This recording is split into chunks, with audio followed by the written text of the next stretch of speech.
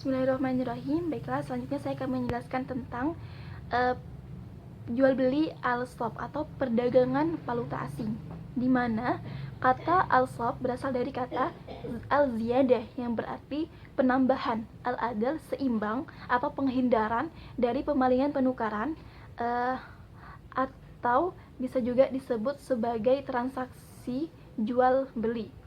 Oke. Al-swap ini sendiri terkadang itu bisa disebut dengan berasal dari kata soparo, yang mana menjual dengan melakukan penambahan. Oke. Dari al-swap ini sendiri merupakan perjanjian jual beli antara valuta dengan valuta lainnya, atau swap juga berarti sebagai money change, yaitu menjual nilai sesuatu dengan sesuatu lainnya, atau bisa disebutkan contohnya seperti emas dengan emas, perak dengan perak, maupun emas dengan perak, seperti itu. Ketika menurut kaidah fikih, istilah fikih, bai'in swap itu merupakan menjual mata uang dengan mata uang, seperti contohnya emas dengan emas. Nah, menurut istilah lainnya, menurut pengertian lebih jelas menurut istilah fikih, yaitu al-swap merupakan menjual atau menukarkan barang sejenis maupun barang tidak sejenis secara tunai. Contohnya itu emas dengan emas, perak dengan emas, maupun perak dengan perak, baik berupa perhiasan maupun berupa mata uang, baik berupa jual beli valuta asing atau berupa pertukaran valuta antar valuta atau mata uang, seperti itu. Nah, untuk dasar hukum dari al-swap ini sendiri ada di Al-Quran surah Al-Baqarah ayat 275, yang mana ayat tersebut menjelaskan tentang haramnya orang mengambil riba, dan Allah menghalalkan jual beli dan mengharamkan riba. Bagi siapa saja yang masih mengambil riba, maka dialah penghuni neraka dan mereka kekal di dalamnya. Itulah secara singkat arti dari Quran surah Al-Baqarah ayat 275 tentang larangan mengambil riba.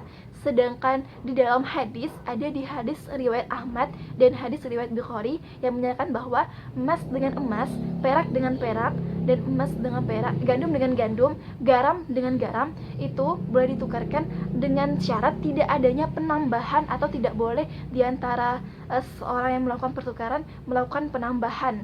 Maka jika iya, itulah termasuk dalam riba. Oke. Adanya tambahan seperti itu.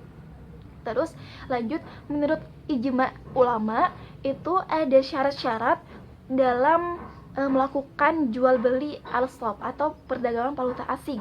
Yang pertama, pertukaran tersebut harus dilakukan secara tunai, yang mana pihak yang ingin menukarkan dan pihak si penukar atau pihak yang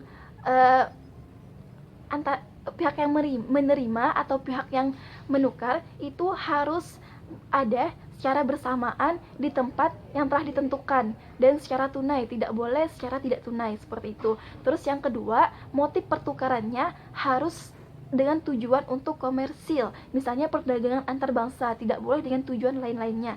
Terus yang ketiga, itu pertukaran mata uangnya.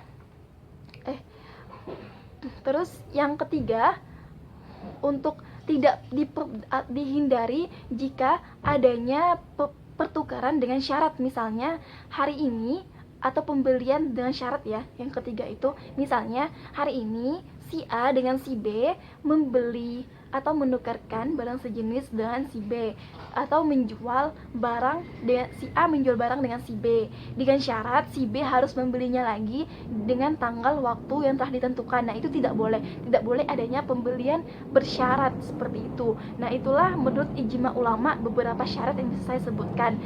Mungkin ada lagi syarat-syarat lainnya, boleh dicari sendiri seperti itu. Nah, mungkin itu saja yang dapat saya sampaikan sebagai penutup. Kurang lebihnya saya mohon maaf. Wassalamualaikum warahmatullahi wabarakatuh.